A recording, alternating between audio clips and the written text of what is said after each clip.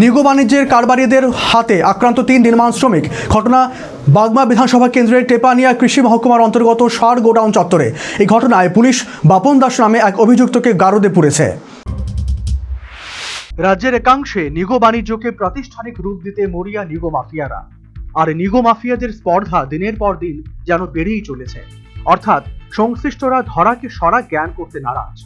এদের কাছে শাসক দলের বিধায়কের কথাও কলাপাতা।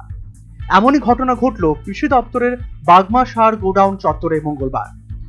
গোকুলপুর স্থিত কৃষি দপ্তরের নির্বাহী বাস্তুকারের দপ্তর থেকে কাজ নিয়ে উদয়পুরের এক ঠিকাদার বাগমা সার গোডাউনের পুরনো ঘরকে মেরামতের কাজে হাত দেয়। কিন্তু কাজের গুণগত মান নিয়ে প্রশ্ন তোলে একদল যুবক। একের পর এক বাধা সৃষ্টি করা হয় মেরামতের কাজকে কেন্দ্র করে।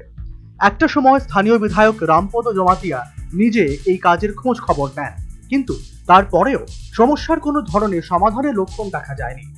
মঙ্গলবার দুপুরে টেপানিয়া কৃষি দপ্তরের বাগমা সার গোডাউনের যখন মেরামতির কাজ চলছিল, তখন হঠাৎ করে একদল যুবক 2 জন মহিলা শ্রমিক এবং একজন পুরুষ শ্রমিকের উপর হামলা চালায় বলে অভিযোগ।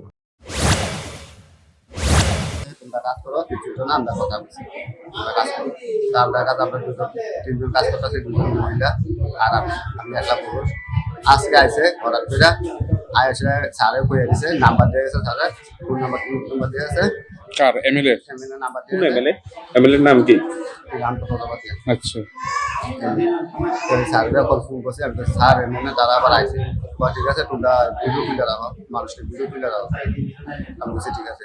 তো এই আপনার লোক একটা মহিলা ভিডিও করতে বলেছিল, তাই মোবাইলটা টাইম নিয়ে আসে, কাগজ করছে টাইম নামে মোবাইলটা 5 আছে করে 4-5 জন ফুলাই নিয়ে নিচ্ছে। আর 8-10 জন ফুলাই না আমাদের যে চেয়ারম্যান আছে, মারার পর আমার বুকের তৈরি হয়ে একটা লাঠি দিচ্ছে, মাথা দিতে বাড়ি দিতে বলেছে। আমি হাতটা ফাইটেছি। এই মারধরের ঘটনায় নির্মাণ শ্রমিক রঞ্জনা বিবি, তাসলিমা বেগম ও রাজমিস্ত্রি পিন্টু সরকার আহত হয়। তাদের ওপর বাপন ঘোষ নামে এক যুবক আক্রমণ করেছে এবং তার সাথে আরো কয়েকজন জড়িত রয়েছে। অভিযোগ, তাদেরকে মারধর করা হয় ও 2টি মোবাইল ফোন, টাকা ছিনতাই করা হয়েছে। বন্ধ করে দেওয়া হয় সার গোডাউনের মেরামতির কাজ। আমরা কোনো কারণ জানি না, আমরা কোনো কাজে দরকার করছি না। আয়াশিরে গাও হাত তুলছে, মোবাইল টোবাইল দিয়ে নিছে। আমরা শুধু এক দূরে কইছে কাজ করেন না, তো আমরা কইছি ঠিক আছে, আমরা কাজ করতাম না। এরপরে প্রতিকারে তারা একজনের পরে একজন, একজনের পরে একজন, তারা মানে আমরা যে মহিলা কোনো মান্যগণ্য না, তারা হাতাহাতি আরম্ভ করছে। এরপরে এই মহিলাটা ভয়ে ঘরে ঢুকে গেছে, ঘরে যায় 2 জনে ধরে এই মহিলাটারে পেছন দিয়ে আমার দিকে খাইরা। তারা কারা চিনছেন আপনারা? তারা কারা? একজনের নাম জানি, তারা এমনি একজনের নাম ডাকাডাকি করে, দেখো বাপন বাপন। এই তাই নয়, ঘরে ঢুকে 2 জন ঘরে ঢুকছে, ঢুকে তাই না থেকে মোবাইলটা ঘুরাঘুরি করে নিছে।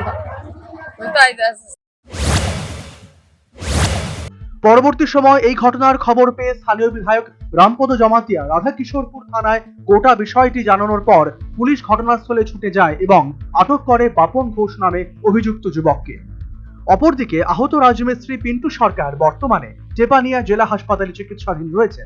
অন্যদিকে কৃষি দপ্তরের সারের গোডাউনে হামলার ঘটনার পরেও উদয়পুর কৃষি দপ্তরের কোনো ঊর্ধ্বতন কর্তৃপক্ষকে দেখা যায়নি ঘটনাস্থলে। বাগমা সার গোডাউন চত্বরে মারপিট ও হামলার ঘটনায় বাগমা এলাকায় চাপা উত্তেজনা বিরাজ করছে। উল্লেখ্য, বাগমা সার গোডাউনের মেরামতির কাজ যেন সঠিকভাবে হয়, এই ব্যাপারে স্থানীয় বিধায়ক রামপদ জমাতিয়া কয়েকবার নির্মীয়মান কাজ পরিদর্শন করেছেন, কিন্তু বাস্তবে দেখা গেল এর পরেও নিম্নমানের কাজ হচ্ছে। এই অছিলায় বাগমা সার গোডাউনের মেরামতির কাজে বাধা দিতে থাকে কতিপয় যুবক। অভিযোগ, বাস্তবে এই সমস্ত যুবকরা নিগো বাণিজ্যের সাথে প্রত্যক্ষ বা পরোক্ষভাবে জড়িত।